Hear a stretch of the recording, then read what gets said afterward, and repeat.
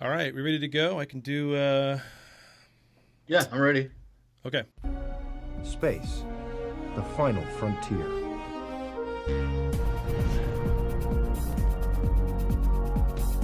Sir, the Federation does have enemies. We must seek them out. Yes. That's how it starts.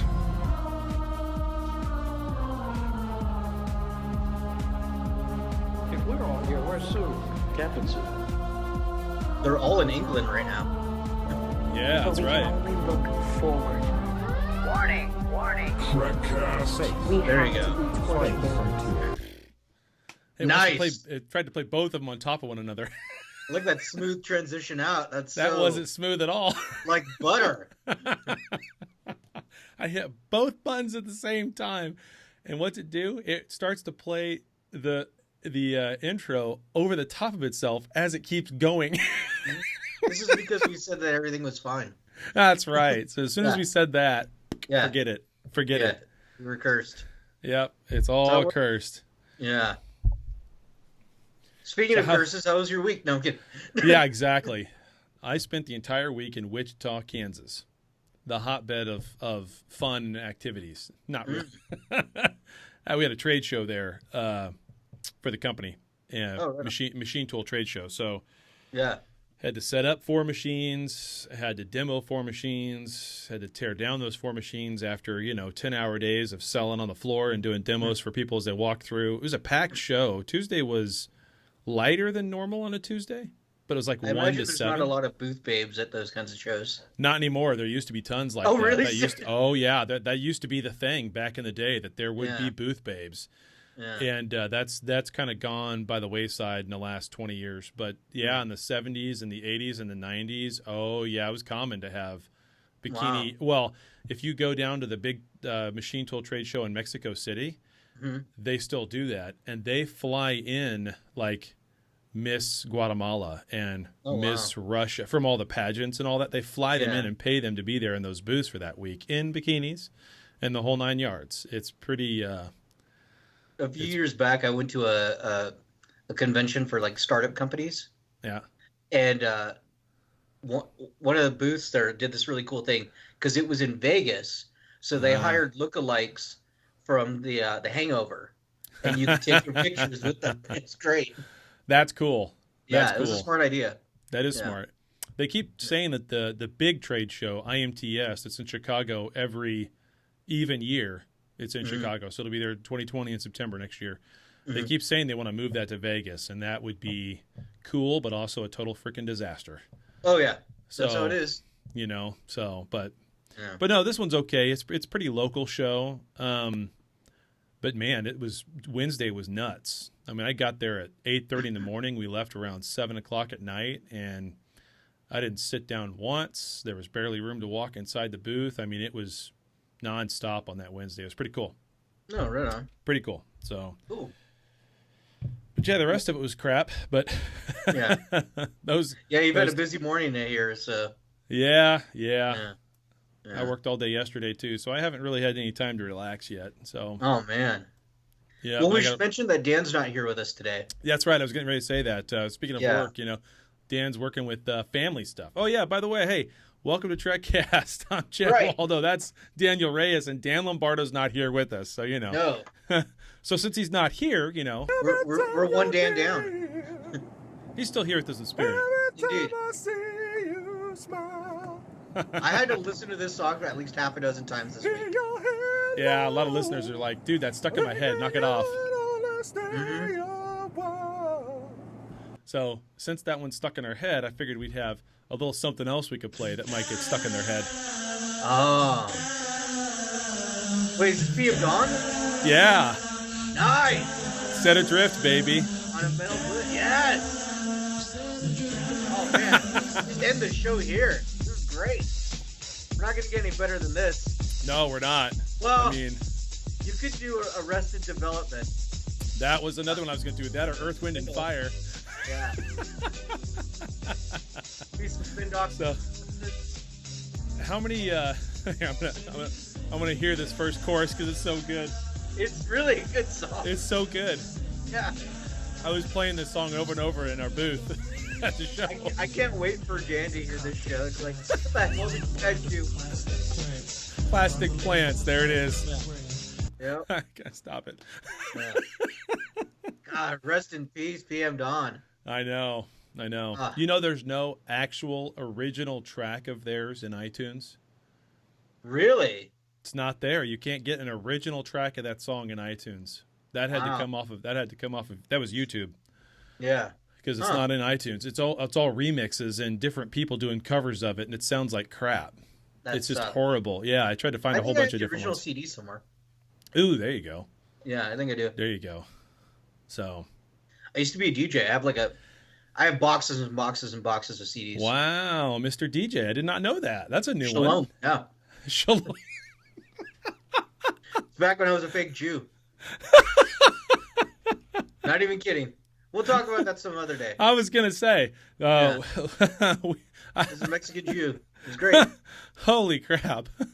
All right, Shalom, Vato. Let's get going. Yeah, let's go on with the do the news. Here we go. Attention all hands. It's time for Star Trek news. Dan's gonna be like, "Man, I'll leave you two alone for 5 seconds, and look what you do to the show." I know, right? He's not here to keep us on track. Yeah, that's true. What is he doing exactly? I mean, I realize that the Dragon capsule hasn't necessarily put live crew in there yet, but I'm sure Space Force is about ready to board, right? Well, I would imagine. Yeah. You know? they're getting ready because the new Star Wars movie's coming out, so they're gonna have a recruitment. You know. Yeah. They'll have recruitment posters posters up. So you got to get ready. Yeah. Picard's coming out. Like Space Force, this is their time. This is their time. That's right. Yeah. That's right. It's definitely their time. I saw that thing you posted about the if this plane was built to last through a nuclear war, then how come it was down by one bird? Right. And Dan goes, "Hey, I thought birds weren't real. Hold on." That's right. It's a Russian drone, is what it is. This is what it is. It's- Speaking of space uniforms, my first news story is from ScreenRant.com, and the headline is "Our first look at Star Trek Picard's new 24th century Starfleet uniform." I posted a picture of this in the Facebook group. Yeah. It is the new Admiral uniform for Picard. From what's not too clear is if this is the Admiral uniform that they're going to use back when Picard was an Admiral active in Starfleet, or is it the current, as the series is going, uniforms? Because it's tough. It just says 24th century, you know? It looks like it's the current. That's what I Because think, too. Otherwise, they'd be rewriting some of the stuff that they've already done in TNG, and I don't think, or the movies too, and I don't think they want to do that. As much as they like to rewrite other things, I don't think. Why would they do that? I think that's a current Admiral's uniform, and at some point, he has to put that uniform back on, or maybe Riker's got that uniform, and maybe Geordi's got that uniform. Well, spoiler alert. For sure, he's wearing it in the Star Trek Picard Countdown comic book. He's wearing it on the cover of the third issue because that covers. Is he? Okay, I didn't know. Yeah. So for sure, at some point, he's going to wear it himself. But again, that doesn't make it clear if it was back when he was active or the current. And maybe it's both. Maybe it's just a long-running uniform. So whatever. What was up with the comm badge? Someone was saying that the comm badge looked funny. I didn't think it looked funny. Yeah, I don't know if it was maybe because the picture that I posted in the group, it was from that convention that's going on in the UK right now. Right. So I can easily see somebody put the wrong one on it. Maybe. Because why is it wrong? It's just helpers who are setting the booths up. It's not, Right. Well, why would the comm badge be wrong? Is it from an earlier era, or because I know it doesn't look like the TNG comm badges from the series, but right. It looks like the future ones from every time that TNG and Voyager went to the future. It looks like their comm badges. Okay. Well. So, yeah, it fits. Yeah. Has to start somewhere. So. Yeah. And also speaking of Picard, we look over at comicbook.com, and the headline there reads. Patrick Stewart hints at more returning Next Generation cast in Picard series. So before I get into it, Chad's got we're going to hear from the man himself. Yeah, so this audio starts off a little rough, and then you can really hear it. So we're going to play it and then talk about it. So here we go. Yeah. And having Marina back, of course, was marvelous. Will we meet the rest of the crew? I think so. I think there's every possibility. So if you couldn't tell in there, A little bit of an echo from the hall because someone was recording that on their phone, basically. But yeah, basically what Sir Patrick Stewart there is saying is he believes that the other cast members from TNG will eventually make it onto the show. yeah, he thinks we'll see him, Yeah, he thinks we will. including. I said you ought to be nicer to Will Wheaton. Well, funny that you say that. In this story, it points out that Will Wheaton had mentioned that he would love to be on Picard, but he doesn't think he's ever going to get the call for it. And Michael Dorn has said that, he would love to play Worf again, but it would take a significant role for him to sit in that makeup chair again. So You mean a significant amount of money? Yeah, Come on, Michael. Yeah. Come on, Michael. Yeah. All they have to something do for is the say. effort, All they have to do is say hundreds or 200 or Right. whatever. Yeah. How do you want to count this in 50s or Proper 20s or hundreds? Proper compensation is honorable. So, Yeah. That's all Michael wants. Yeah. LeVar Burton has also said that, he would do it as long as it's the right situation. Sure. I would love LeVar Burton to be back in it. So That's basically all of them saying we want to be back in it. We want to be in it really badly. We would do anything to be back on that show and have that character again. However, my agent has told me to play coy with my answer. Therefore, I can be a holdout for more money and not just give up the ghost for free. That's basically what's going on right there. Exactly. So I expect to see them at some point, all of them.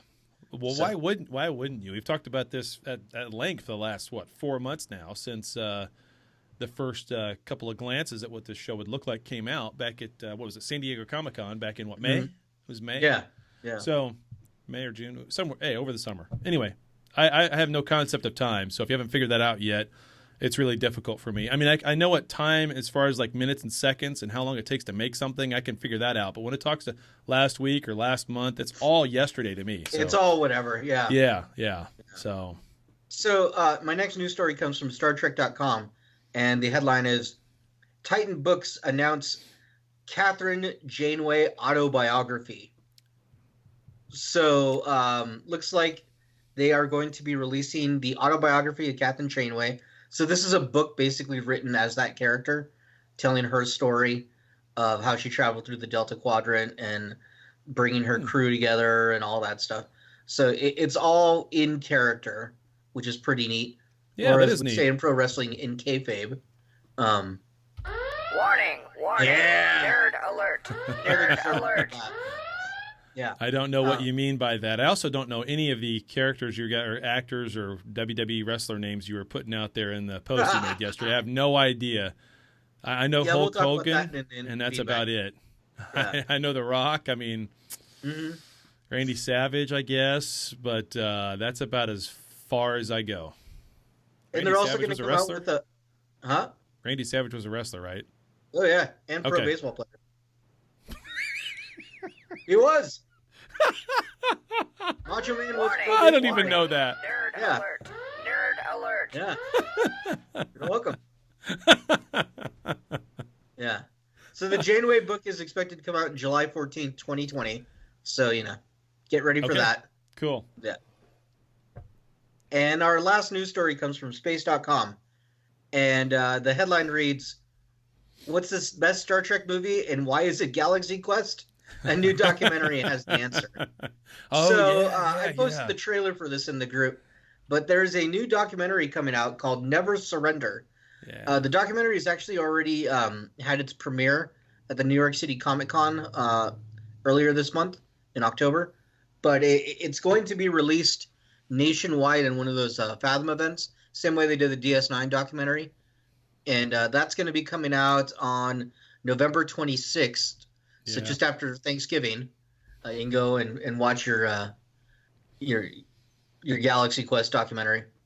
I want to see that. The local Star Trek group here in Kansas City is getting together to go watch that night. And, I've said this all year long since I found that group. I'm looking forward to going and doing that with them. And then every time something comes up, I can never make it. So if they're listening, I don't even know if they know I'm like a host of a show because I've never met them yet. but if they're listening, I'm trying here. Okay. So, yeah. But fun. hopefully we can. Yeah, it'll be a blast. It'll be a blast. It's going to be in over 600 theaters nationwide. Yeah. So, just check out fathomevents.com, see if it's near you. I think it's going to be near all of us. For sure near Dan. Of course, everything happens out there in New York City. So. Right. So, if it's near all of us, I think we're going to try to review it on the show. Yeah, yeah. Oh, definitely. I'll figure out a way to see it somehow. So maybe we should reach out to the documentary filmmakers and see if we can just get a copy. Hey, that worked the last time around, didn't it? Worked last time. Well, they came to us, so that's true. Hey, that was cool. That was cool. So, if anyone knows these people, let us know. Yeah, that'd be great. Yeah. So, that's all my news stories. You know how fun it would be if we did get a release of that, and they're talking in their conversation, like, hey, you want to interview some of the cast? And I'm like, yeah, I want to talk to Tim Allen, like, right now. Oh, yeah, let's talk to Buzz Lightyear. Let's talk, But yeah. If we have Dan interview Buzz Lightyear, that's 2 Buzz Lightyears. Yeah. Well, wait, hold on. Say that again. Well, because we call Dan Buzz Lightyear. That's true, yeah. Space Force. It's Buzz on Buzz. Buzz on Buzz, yeah. Or Sigourney Weaver. Holy jeez. Oh, I have questions for Sigourney Weaver. I had such a crush on her as a kid. Anyway, so don't ask me why. I just did. Yeah, I was going to say, whatever.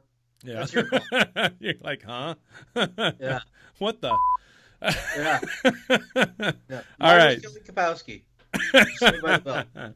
Yeah. Yeah. That's right. I could see that. Hell yeah. Mine was the girl from Saved by the Bell that went on to be in Striptease or whatever that show was called. Oh, yeah. Trainwreck. Yeah, Trainwreck, basically. A little too much hip movement. Anyway. Yeah, a little too much. All right, so moving on to... Hailing frequencies. Open. Feedback, emails, all that kind of stuff. Yeah. So I didn't have any emails, but we got some feedback in the Facebook group. Quite a bit, actually. Yeah, we got some stuff on the coffee account, too. So go ahead with the Facebook stuff. I'm ready for that. Okay. I know what I must do on that one, yeah. Anyways, so one of the questions we got was from Zachary Thompson, and he had a good question. Should they make a first-person shooter based on the new Picard series? He thinks it's a great idea. I was thinking about this. Nothing says extreme diplomacy like a first-person shooter. Yeah, so, remember the original script for the Picard series we read? Yeah, the Picard script we got, yeah. So I think that's your basis. Yeah. I also think that, most first-person shooters, you get like a knife or some sort of like melee weapon just, for close quarters. Yep. Picard's going to have to be throwing hot cups of tea. So I think it works, Well, if someone can make a game called Untitled Goose Game, where you are a goose that runs around annoying the shit out of people, then I think we can make this Picard game, first-person shooter actually work and people buy it. Yeah, I think so. You've heard about that Untitled Goose Game? Yeah. I would play that Goose Game in a heartbeat. Yeah. Yeah.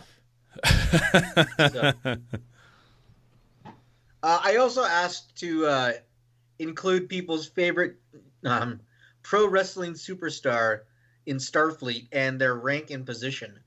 We got a lot of answers that Chad or Dan would not know anything about. Nope. No. No. But clue. my favorite was Daryl Benz suggested Braun Strowman as ship's counselor. This is hilarious because Braun is like nearly 7 feet tall and 400 pounds of solid muscle. Just a giant dude with like a ZZ Top beard. Like just you know way too much. Well, yeah. Braun likes to yell that that his opponents are about to get these hands. Before he beats them up. Hands. Yeah. Like that. So, oh, jeez. So I think as a ship's counselor, people can get these hands in friendship.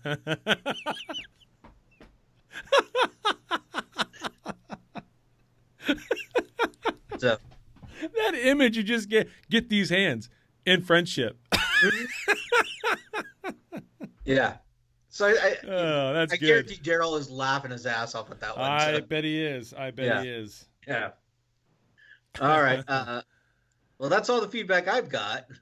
Okay, so on the coffee account, let's talk about that. I've got two other forms of feedback. A coffee account, and I got something from Twitter we got to mention too. So let's go to the coffee. Let's go to the coffee account, which, by the way, linked to in the I think it's in the Facebook group somewhere that you can get to the coffee account. But if you can't find it there, you can always go to trekcast.com and get to it there. Help support the show. We've had a lot of people supporting us over the last few months since we started that coffee account. I just want to say thank you to all of those who have donated.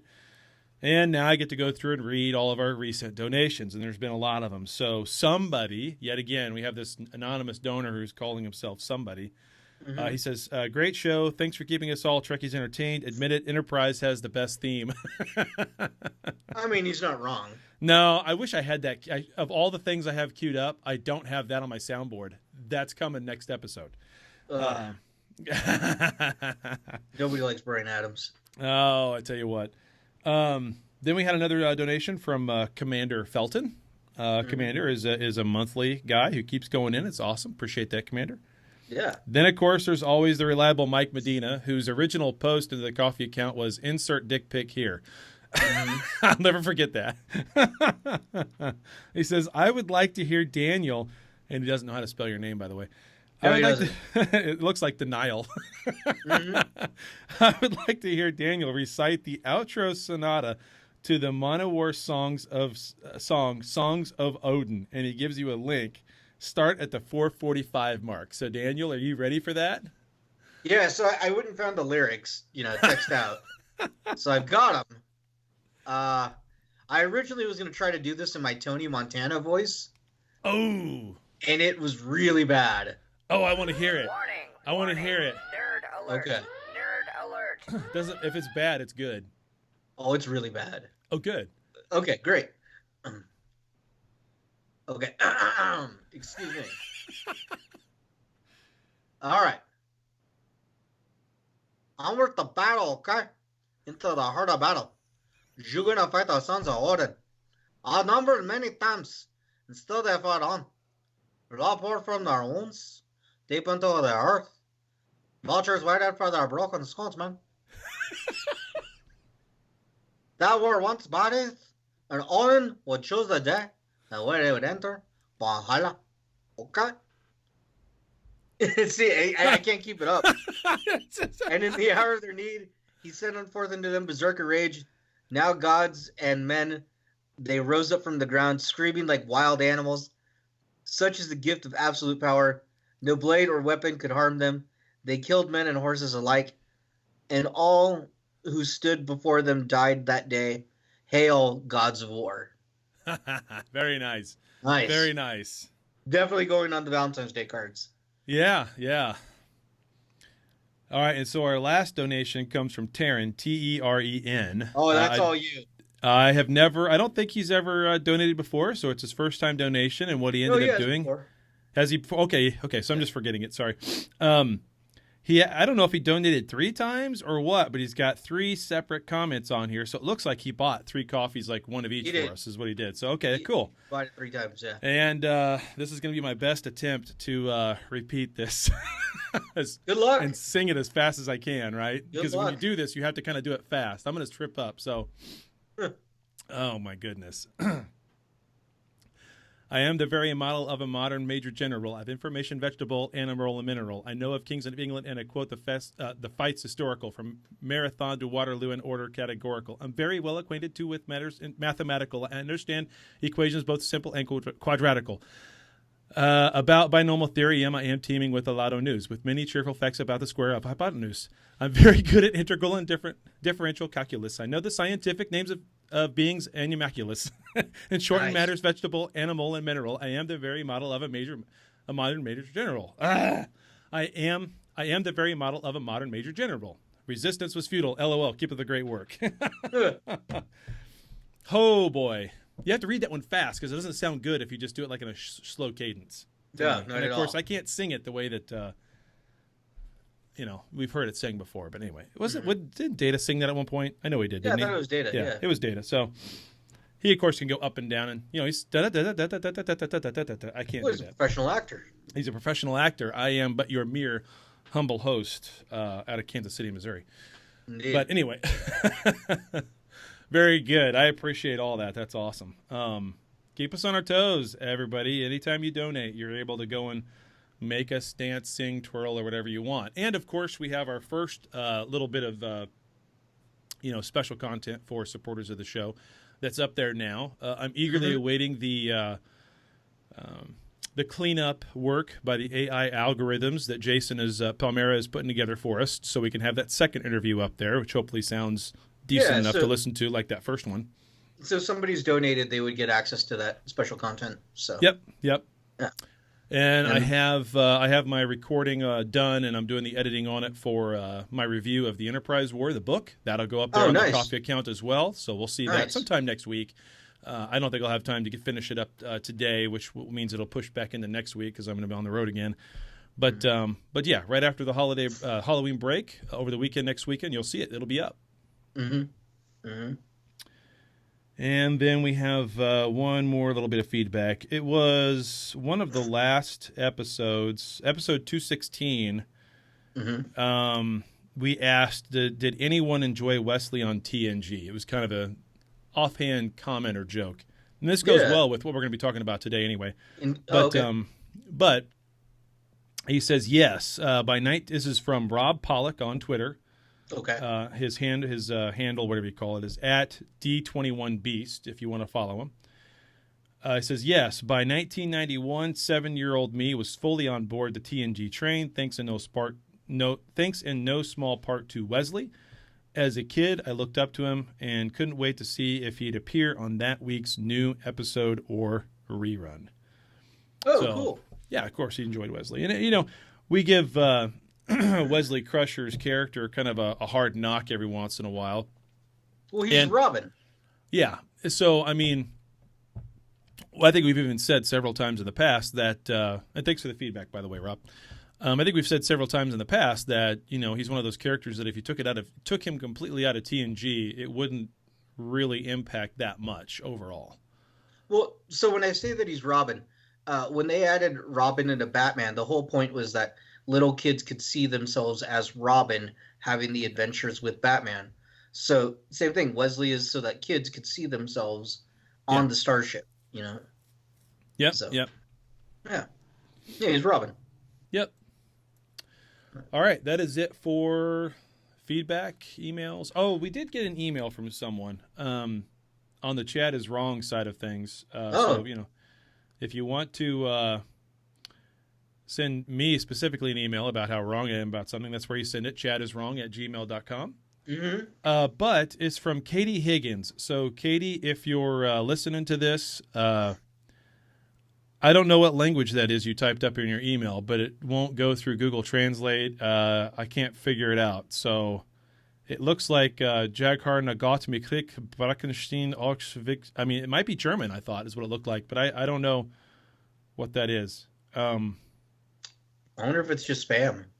No, I don't. Sounds like it's just spam, dude. Might be just spam, but it's only one sentence. Yeah, spam does that nowadays. Okay, well, whatever. I've never gotten spam in an alternate form of language, but yeah, maybe it is. But if it is, and Katie, you sent that email, then and you're listening, then maybe you do have a way to resend that in English. So, or tell me what language it's in. Anyway, all right, that is it. Anything else before we move on to our topic? Yeah, no.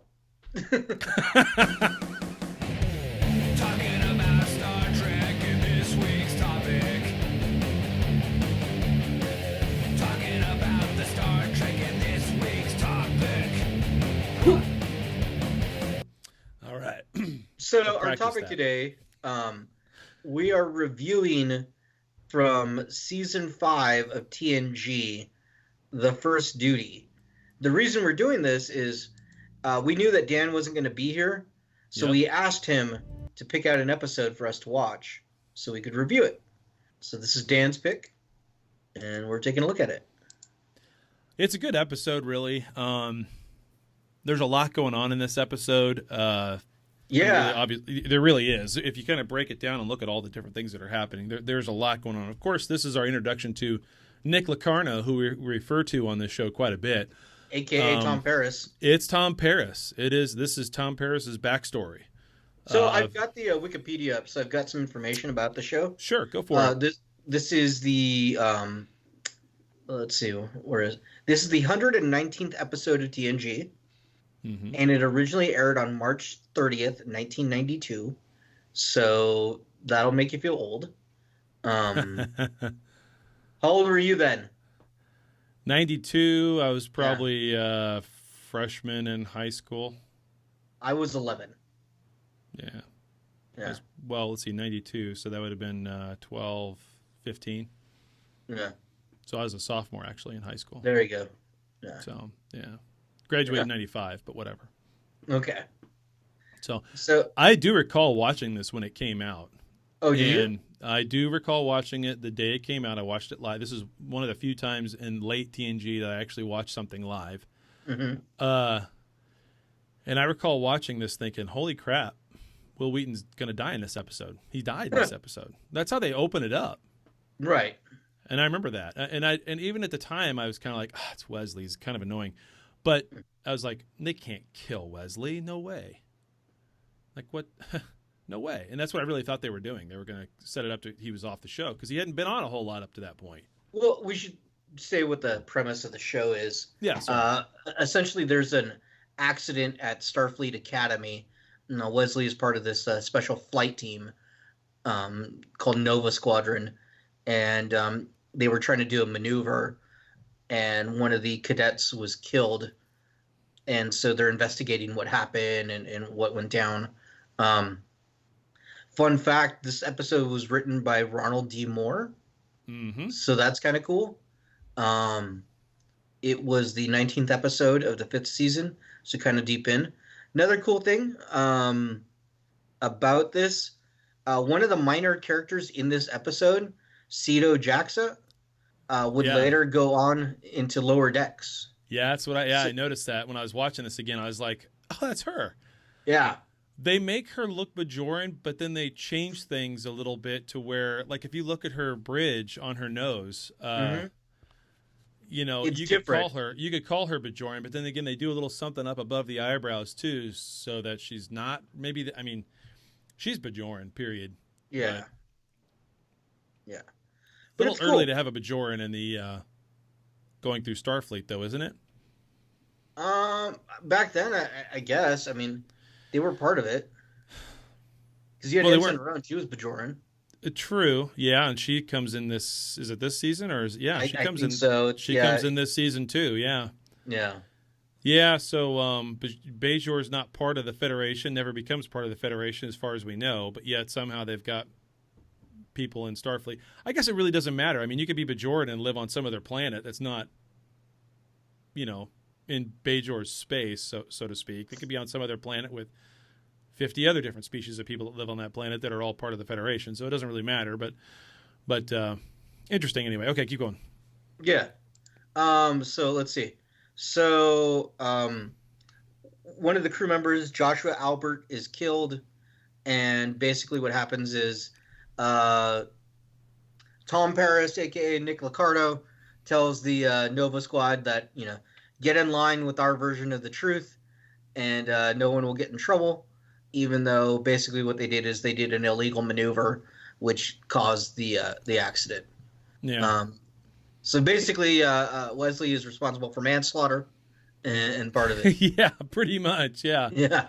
And they're lying to everybody, including lying manslaughter to Picard's and face. Yeah. Yeah, and perjury.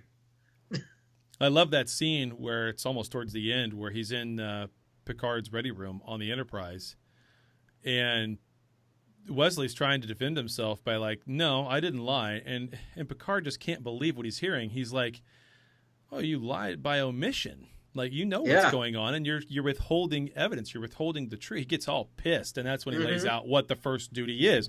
The first duty of any Starfleet officer is to the truth, whether it be moral truth, scientific truth. That's That's really a powerful moment. So funny you mentioned that. Geek.com ranked that lecture, Picard's lecture to Wesley, as the 4th greatest moment in Star Trek history overall. Really? Yeah. That's on the Wikipedia page too. I've never made a list like that, so I guess I can't say that I totally disagree, but at the same time, it's kind of like, really? It's a great I don't know speech. if it's the 4th. I mean, it's good. But... That seems kind of high. I mean, it's good, but it's really short, and there's some weight there in terms of what it means, but it's also like it does nothing for the character, right? We already know where Picard stands, but it does nothing for Wesley because he goes on to become, a god basically, and like isn't in Starfleet anymore. So, in fact, I have a little clip here somewhere, I think, with no, I thought I put it in here. I must not have. Damn it. Oh, I have a little clip where Wesley's talking to his mom, and he's saying, I don't want to be in Starfleet anymore. I'm gonna do something else. It's because he gives up, quitter. Yeah, he does. He gives up. But anyway, I'll find that some other time. I thought I had it ready to go, but such is life. Okay, moving along. The other thing that I thought was kind of interesting is, so you remember the dad of the kid who died? Yeah. Yeah. I'm fairly certain that's an actor named John Carroll Lynch. Yeah. Yeah, and that dude played the Zodiac Killer in the Zodiac Killer movie. Oh, jeez. So that was kind of fun for me. Well, I like that speech that he gives to Wesley when he's telling him about his son and how much his son looked up to Wesley, and he was sorry that his son had let everybody down and failed them that way. Yeah, because they were saying that the son got scared. Yeah, throwing him under the bus, my goodness. The guy's dead, can't defend himself. You're throwing him under the bus. Then the dad comes and apologizes that his son let him down. It's like everybody believes what Wesley is saying because they all have that much respect for him, and he's lying to their face. It's just, man, that's tough. Well, because Tom Paris told him to. Yeah, pretty much. I know it's driving Dan nuts that I keep calling him Tom Paris. Yeah. I can hear him right now. Every time you say it, he's going to say Nick Locarno. Yeah. Nick Locarno. Yeah. So. He's like, I don't know who this Tom Paris is. Although I will say this, in terms of Tom Paris's character on Voyager and them changing the name and all of that kind of stuff, could you imagine watching Voyager now and rewatching it and hearing Nick instead of Tom? Do you think Nick Locarno's name would have worked as well as Tom Paris does in that show? I don't think it would have. So that's just my personal opinion. I think you'd get used to it regardless. Yeah, maybe. It's like a thing. Like, once you name something that becomes it's true. You don't think about it. Maybe you would drop the Locarno and just say Nick a lot or whatever. But with Tom, if they named Tom him, Paris, I don't know, Dolph, that might be a little bit different. Yeah, that's true. It's Harry, Kim, and Dolph. Yeah, Harry and Dolph. Yeah, that wouldn't work. But yeah.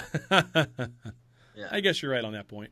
Yeah, but if it's Harry and Nick, yeah, that fits. Yeah, Harry and Nick, that does fit. But I'm rewatching Voyager right now. I'm on season 2, so I just started that like 2 weeks ago. But I can't wait for that Janeway autobiography so she can answer for Tuvix. Oh boy. Yeah. Well, not only that. Anyway, I can go on to another tangent. And her abandoning her lizard babies. Yeah, that or abandoning people on the planet where they find all the humans with Amelia Earhart and all that. So, yep. So she thinks people are going to leave the ship and they don't. But yeah. So they were trying to do this illegal maneuver called the Culvert Starburst. Basically, they would ignite their warp plasma, wasn't it? Yeah. And make it look like a shooting star kind of deal. Yeah, starburst kind of formation. Yeah. Yeah, which sounds cool in theory, and the little. Isn't there an easier way to do that? Man, you're talking about aliens who have worlds with different gravity levels, but they're all on the same ship and just fine. Come on. Yeah. There's got to be an easier way to do that maneuver and make some kind of spectacular starburst thing. Ribbons. Yeah, I mean, how about you just fire 2 torpedoes at one another and they collide? Like, how hard would that be? I mean, dude, we could do stuff like that nowadays with drones, and it'll look amazing. Yeah. So and it's oh, by the way, I know you guys are great pilots in the Nova Squad and all that, but there is this thing called automated flying when you really need it for very difficult maneuvers. Yeah. So I bet they could have plugged it in and been just fine. I Shoot, bet freaking Teslas will drive on the freeway no problem on their own. A Tesla will do more than that. You can be at your restaurant table and get ready to walk out the door and hit the summon button. It'll be at the door when you walk out. It'll come out of its parking spot, drive to the front door of the restaurant, and you just get in and drive off. Yeah. So, anyway. I know. So hey, I'm sure this was 1992. They're gonna be able to do way more. This was 1992. They had no idea where the technology was going to take us back then. They were already using iPads on the ship, but that was also supposed to be 400 years in the future. But they needed multiple pads. Well, they haven't learned about file compression. No, they haven't. Yeah. So that technology got lost. It did. Yeah. So, but yeah, it was a great episode. According to Entertainment Weekly, this was ranked number 9 of the top 10 Next Generation episodes. I don't know. Do you agree with that ranking? If I had to make a top 10 off the top of my head, if this wasn't in the top 10, boy, it'd be really close. It's a great episode. It's some of the best episodes of any Trek series at all are the ones that really deal with that moral play, that deal with that character development. There's a lot of best episodes like that in DS9, really, in my opinion. There aren't that many of them in well, maybe there are more in TNG. I don't know. I'd have to think about that for a minute. Are there more of those kinds of stories in TNG than there are in DS9? Probably so. I mean, I could think of Measure of a Man, the Lower Decks, Drumhead. I mean, yeah, geez. When you really start to think Best of Both Worlds, really there's a moral level of that too, because what do you do with Picard? Do you just kill him or what? Do you really trust him moving forward or not? They kind of wash over that in the episode right after that. But then they get back to it again, and then they kind of stick with that through the movies, that there's always this thing. And now, of course, it's going to be in Picard, the series as well, where there's this thing with the Borg that's always there with him. Anyway. So, yeah, I don't know, boy. I'd be hard-pressed to say for certain that it would be in my top 10, but if it wasn't, it would be really close. Yeah, really same close. Here. I don't have them all laid out in front of me to say, like, oh, yeah, for sure, top 10.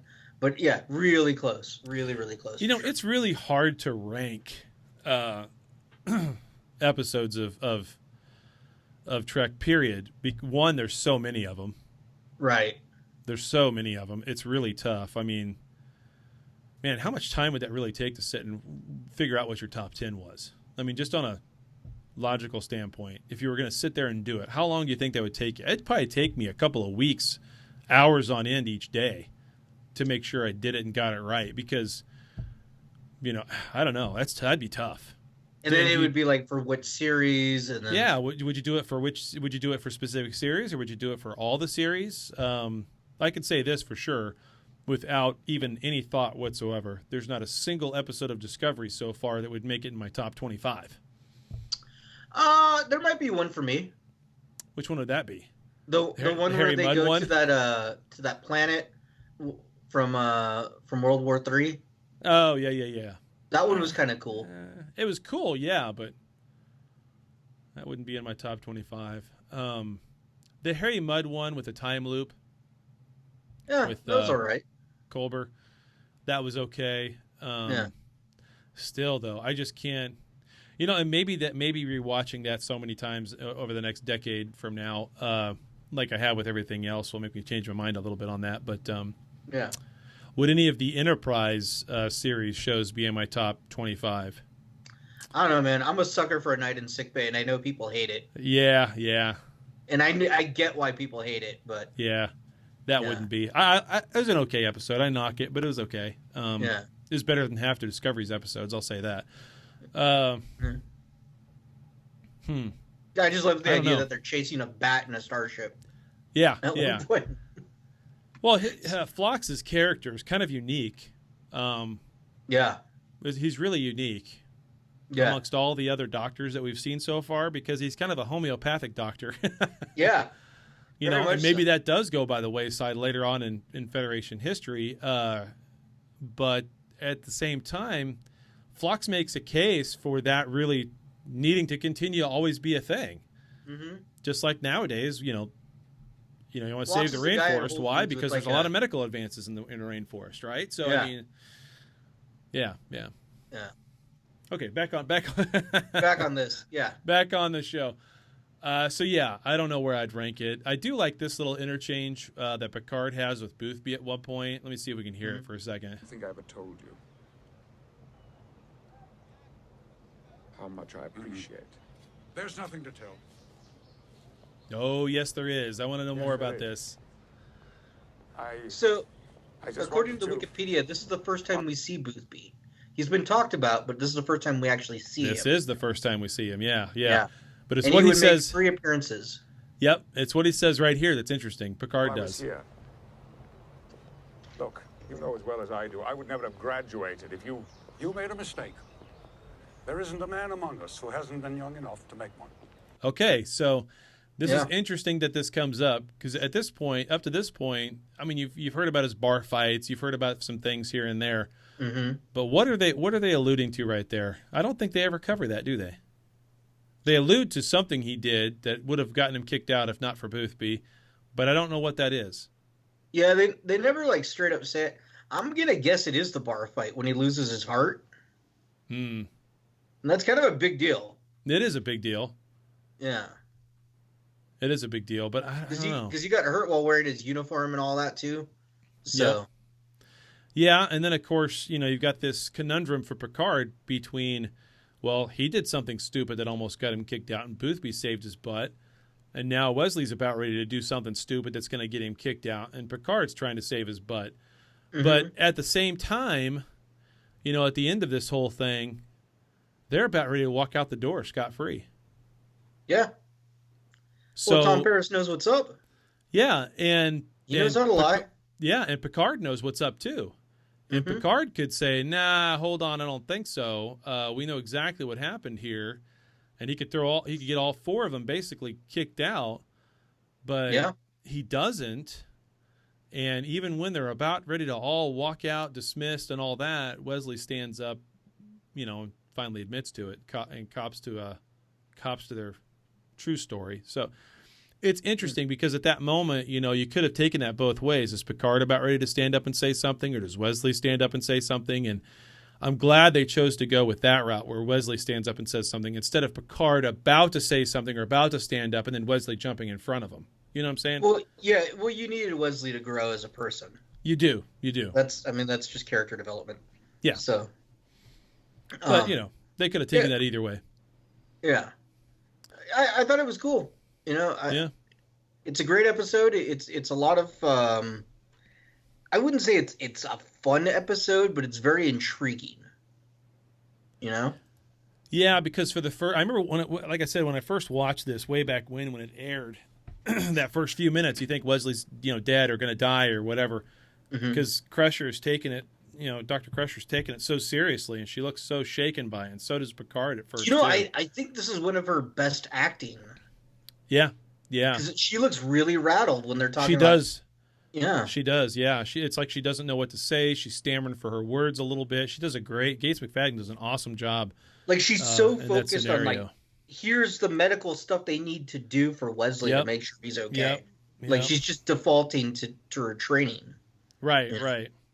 So, I mean, I don't have Picard kids, has to constantly tell her he's okay. He's okay. He's gonna be fine. It's gonna be fine. It's like, oh, okay. Yeah. So then you start getting into the inquiry, and it's kind of like, well, what's really the problem here? Like, what the hell could they have possibly done? It was an accident, right?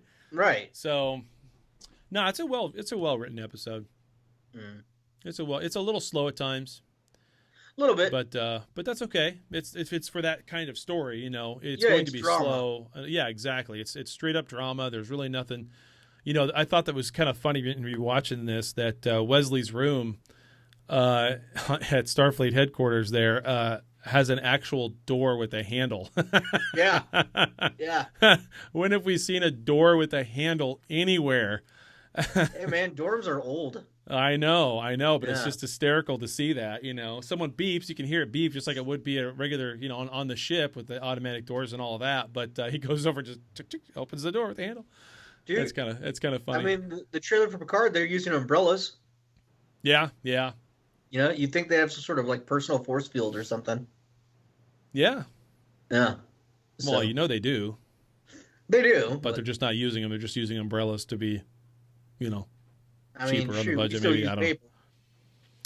You know. Yeah, we still have paper delivery around this country. I mean, why? But I don't know why. Or mail. Who needs mail nowadays? You can just get everything you... I know. Every time I open my mailbox, it's nothing but a bunch of junk. It's just a bunch of junk. I just go and recycle in the recycle bin. It's such a waste. Yeah. There's a company that does this where you pay like $5 a month or something, and your mail all goes to the post office box. And somehow, I don't know how they do this, but somehow it gets sent to you in your email from this company, and everything is scanned in, so you don't receive anything physical in the mail anymore. Oh, wow. Through your regular mailbox. I don't know how they do that, but somehow they do, because it gets directed to a P.O. box that's at their location. They bring it in, they scan it all in and all that. So you have no physical mail for that kind of stuff. I don't hate that idea. No, I like that idea. I don't like the idea of someone going through my mail, but other than that, I like the idea. Whatever. Yeah. Whatever floats your boat. Yeah. But yeah, so basically, Wesley tells the truth, and it goes on his record. Everyone tells him that they're proud of him for finally admitting things, but they're still dedicated. He's basically got to repeat the year. Yeah. Yeah. I found that kind of funny. Yeah. So. Way to go, genius. Yeah, exactly. It won't be hard for him. Yeah. But ultimately, Ricardo falls on the sword for everybody, admits that it's his fault that they were all pressured into doing this. Yeah. And so that's why they get to stay.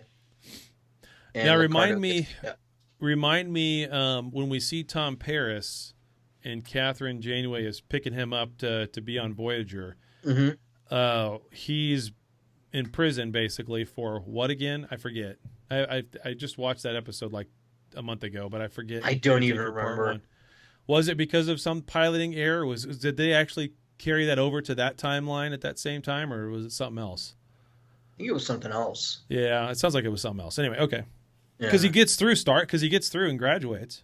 Right. Somehow he gets back in and graduates. So I don't know how you do that, but he did. For some reason, I think it's smuggling. Yeah, with the Maquis. That's right. Yeah. With the Maquis. But he has to have gone through Starfleet and graduated again in order for him to be on Voyager as a pilot. Right. Why would you go pick him up? So. Well, because he's like one of the best pilots ever. Right, but he would have to be one of the best pilots in Starfleet. Yeah, exactly, but he had to be one of the best pilots in Starfleet in order for her to care. Right. So somehow he gets back in. So we don't see, obviously we see more of Nicholas Picarno. But anyway. No. Anything else we need to go over?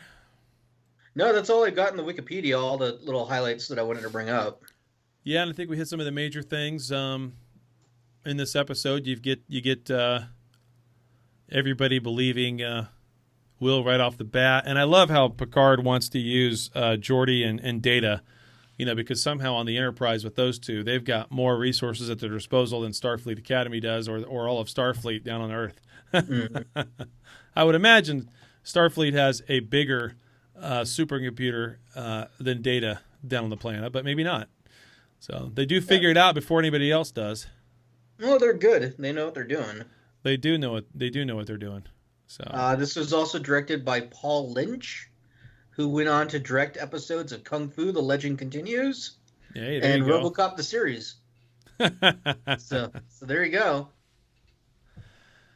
Awesome. He's done other stuff too, but those are some pretty great highlights right there. That is pretty good. That's a good pedigree to be a part of. There you go. Yeah. All right. So will that do it? Anything else? That's it, man. All right. So that we don't have Dan to go on the rants. Yeah. This is one he probably would with the whole Nick Picard thing. He loves Nick. He'd probably add about 20 minutes here to the whole thing. So, but at any rate, we'll look forward to hearing from Dan next week. We'll be back here in a couple weeks with another show. Don't know what it'll be about, but it'll be about something cool. And we will go from there. Thanks again, everybody, for listening. You can find us at trekcast.com, on Instagram at trekcasttng, on Twitter at trekcasttng. Email us at trekcasttng@gmail.com, or, of course, chadiswrong@gmail.com. Always visit the website when you can, trekcast.com. There's a little banner down at the bottom, Entertainment World, Entertainment People, Entertainment Today. I don't know what it is. But if you're gonna go get on the website, you got a little shopping to do for some extra Star Trek merch. You can get it there, or you can get it through our link that we have there too for all of our shirts, coffee mugs, and all that stuff. All that money goes to help support this show. Well, a small chunk of that money goes to help support the show. Don't forget the coffee account. We love those donations. Keep them coming in. We're getting close to that goal of raising $300 over there. That'll be great. That'll help us get. Yeah, we're really close. Yeah, that'll help us get a little bit more equipment that we need. Try to keep things rolling in the right direction, get the audio sound a little better, although I think it sounds pretty good right now. But there's always ways to make things better and improve, so we appreciate it. And from that is all. Right on. Trekcast.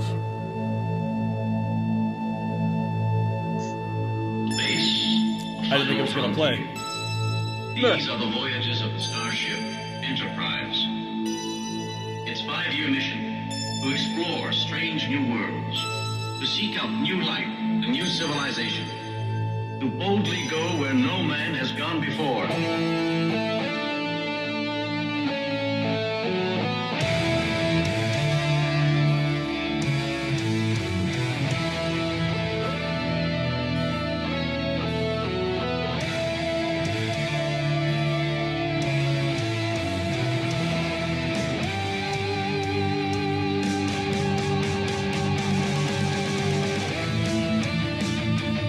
Trekcast.